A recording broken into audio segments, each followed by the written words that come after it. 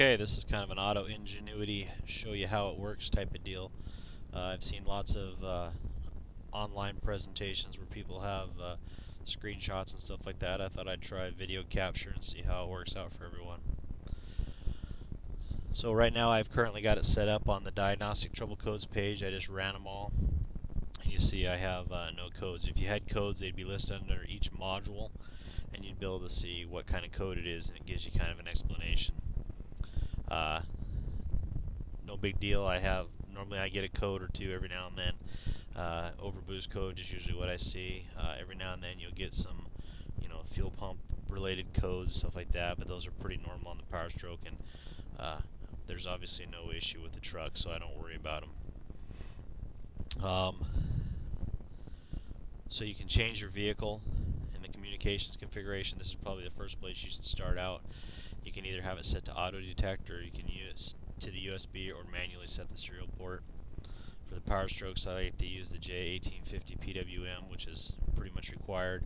You can select auto detect, but I find out that I don't have any issues if I just leave it manually set to that. If I use other cars, I do set it to auto, so I get the correct one for the car I'm working on. So here, the live data meter is where you get to see most of your parameters. There's 9 windows, and you have, out of your 9 windows, you have all the different parameters you can choose for the different sensors. So as you see, you can go down through and check whichever one you happen to want.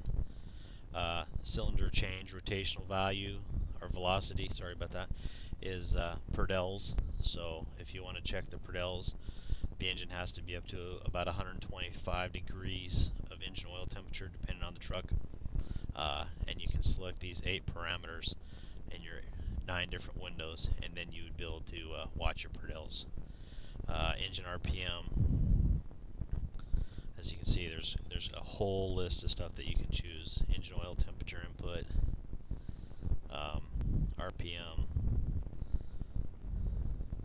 Now some of these, like fuel pump monitor, probably won't work on the Power Stroke because it has no fuel pump monitor. So you'll have to notice that. The glow plug lamp on is the ignition. You can, when you turn it on, the glow plug lamp comes on, and all it is it gives you a red or green, either way. You can do injector control pressure. You can do it in volts. You can do duty cycle. Like I said, there's a whole bunch of different sensors you can choose depending on what you want to look at. So if you want to check something right here, we can see our transmission fluid temperature is 48 degrees. There it goes back.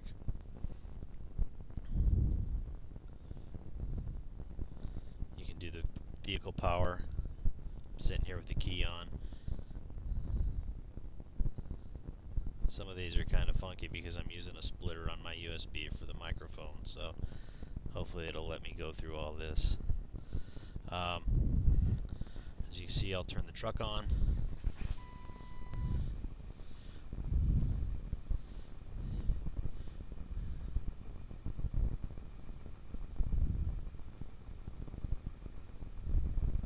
And the voltage goes up.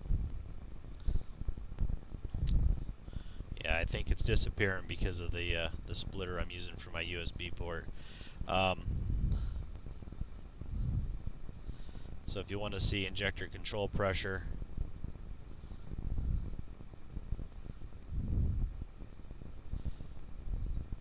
(908).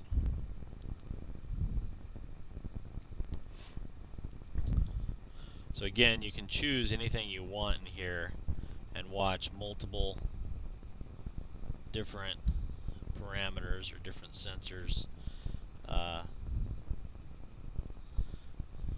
Engine RPM,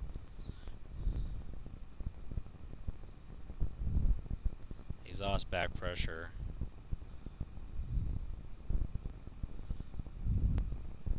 you can do the accelerator pedal position, and as I apply the accelerator pedal,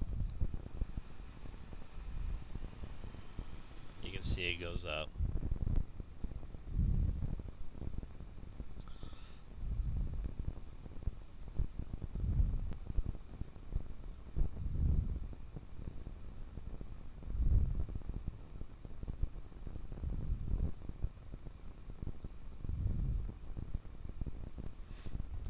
it's cold, it'll run about 19% duty cycle. As the truck warms up, it'll drop down to usually right around 10. The live data graph, you can go to here, and it's going to pick the first two. So it's picking injector control pressure and torque converter slip. And down here it's picking RPM and exhaust back pressure. And obviously with the mic plugged into the splitter on the USB, it's kind of angry. So you can change these while you're in here. So you see I want to leave injector control pressure, and let's do injector duty cycle.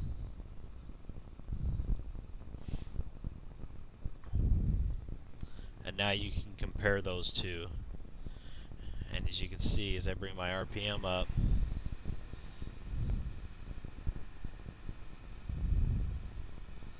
the injector control pressure and the duty cycle comes up.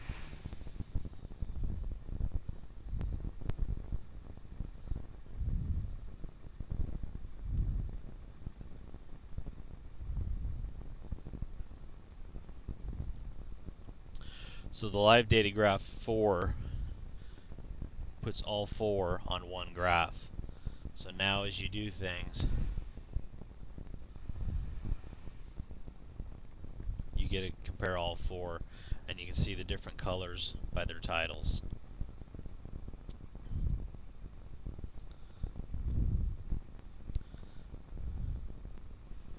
In live data grid, you can see these are the ones I selected on the live data meter screen, but you can actually come through here and just check mark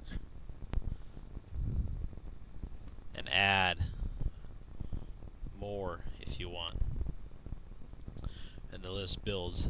So the more parameters you watch, the longer the spacing is between each parameter. The computer can only work so fast, so if you have 30 or 40 things, the timing between each time it reads injector control pressure will be longer than if you only have just injector control pressure read. So you have to understand that they'll lag a little bit from what you actually see. O2 sensors, this is the screen. Obviously we don't have an O2 sensor on the diesel, so you can't really use it on this truck. Here's where you do most of your onboard system testing. Now you can see here, you can do the key on engine off test. You can do their engine running test, the glow plug test. Obviously you have to have a California truck or an Excursion that has the GPCM in order for that to work. Injector buzz test, cylinder contribution test, PATS key programming if you want to, if you have the PATS keys, you can do that. And the remote transmitter programming instructions, you could do those. Pretty easy tests. Once you click on them, you just read right here, and it explains to you what it is. The one thing I will tell you about any of your cylinder contribution or any of your tests, the best thing to do is turn your heater controls to off, because if the AC is on, it'll usually cause most of your tests to fail. Obviously with buzz test it won't do that, but any of the cylinder contribution, the key on, engine off, engine running, all those tests, they have to be done in a specific manner. Most of these, like this one, tells you the brake pedal position, transmission control, and power steering switch tests are part of this. So if you don't hit the brake pedal when you're supposed to, it doesn't give you that. The bad part is it doesn't give you indication when you should do it. So you need to have your manual that tells you how the test works and what to do. So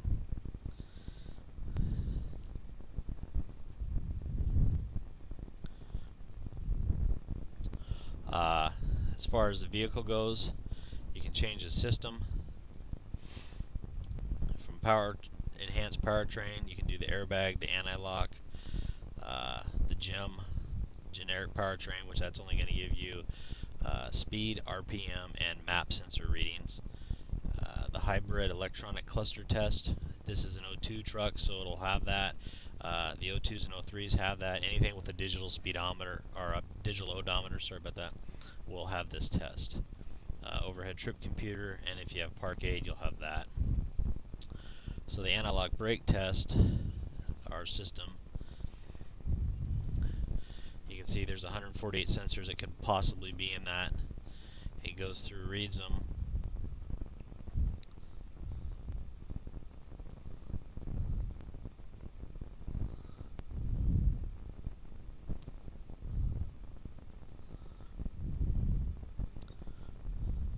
When you switch to enhanced powertrain, it goes to, it's like 448 sensors or something like that.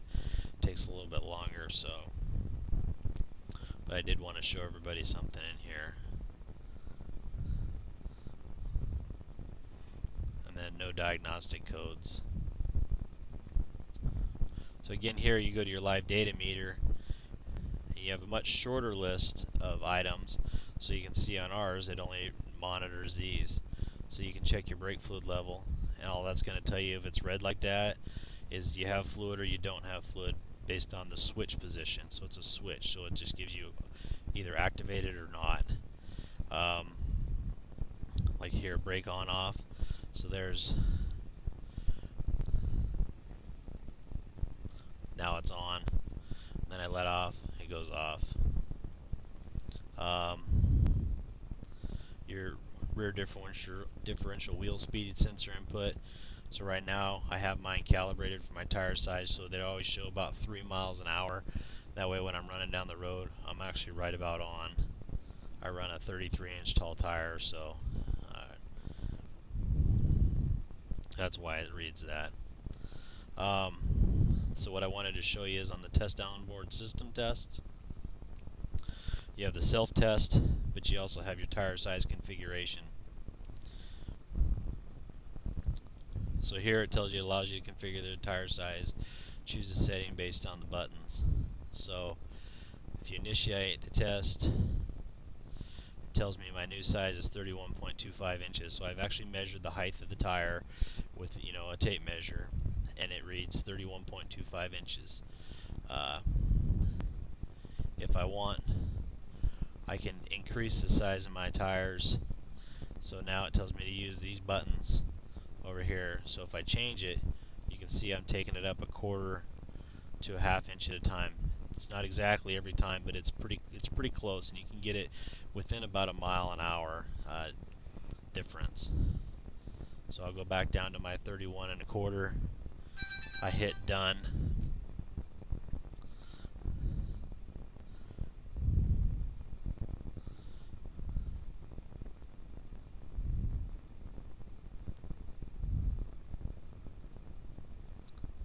And the new size is now 31. There it goes. Successfully changed. Now in order to make this work, you actually have to turn the ignition off and then turn it back on. So after you do this, you definitely want to cycle the ignition off, let it set for a minute or so, and then turn it back on. And then that way you'll get the true reading. And that's what it's telling you there.